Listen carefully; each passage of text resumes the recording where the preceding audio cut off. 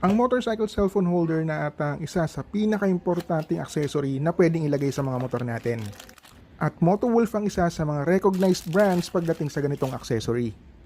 Kaya nitong humawak ng cellphone na may screen size up to 6.9 inches diagonally. Take note, meron kang dalawang option pag bibili ka nito. Pwede mong piliin yung side mirror mounted katulad nito, or kung naka-naked handlebar ka naman, pwede kang pumili ng clamp type para mas makapit siya. Madali lang to i-install. Tatanggalin mo lang muna yung side mirror, tapos ilalagay mo na yung bracket. Napakarami ng options para sa positioning nito. Siyempre, ang pipiliin mo kung saan ka komportable.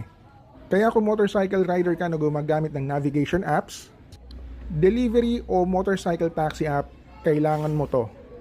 And make sure na maging responsable pag gagamitin to habang bumabiyahe. Avoid scrolling on your phone while riding and stay focused on the road. Ingat!